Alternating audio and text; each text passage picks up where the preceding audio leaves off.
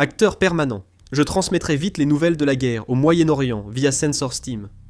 Donald Trump a annoncé ne pas vouloir prolonger la trêve avec l'Iran, augmentant le risque de reprise des combats. Lors d'une interview avec CNBC, il a mentionné que nous n'avons pas beaucoup de temps, soulignant ainsi que la date limite des négociations approchait. En même temps, il a exercé une pression en affirmant que l'Iran pourrait obtenir des conditions très avantageuses s'il acceptait de négocier, envoyant ainsi le message qu'il n'y avait pratiquement pas d'autre choix. Cette déclaration est perçue comme un avertissement. L'échec des négociations pourrait entraîner une action militaire immédiate. L'attention se porte sur la préparation militaire. Le président Trump a déclaré que pendant la trêve, l'armée américaine avait réorganisé son équipement et ses forces. Il a également souligné que les munitions et le matériel militaire étaient suffisamment approvisionnés et que, si nécessaire, ils étaient prêts à lancer une opération immédiatement. L'armée a affirmé être prête à poursuivre l'ennemi à tout moment, laissant envisager une opération. Ainsi, certains estiment que cette trêve n'était pas simplement une période de détente, mais plutôt une pause stratégique permettant aux deux camps de se réorganiser. Par ailleurs, les démarches diplomatiques progressent également rapidement. Les États-Unis et l'Iran vont tenter une seconde négociation pour mettre fin à la guerre à Islamabad.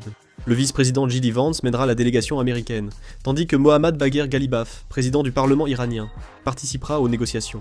Le fait que les deux parties aient mis en avant des personnalités de tout premier plan laisse penser que ces négociations pourraient être décisives.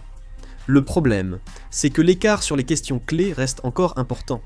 Lors du premier cycle, les deux parties se sont opposées sur la limitation de l'enrichissement de l'uranium et l'ouverture du détroit d'Ormuz.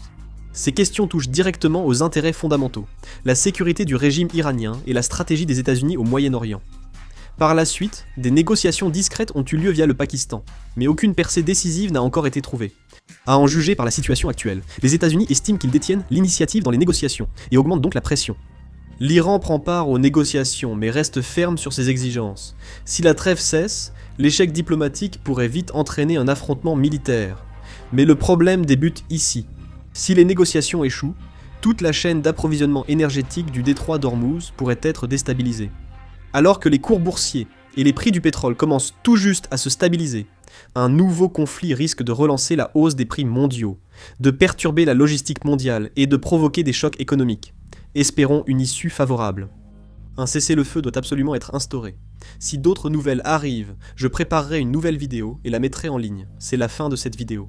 Merci. Et là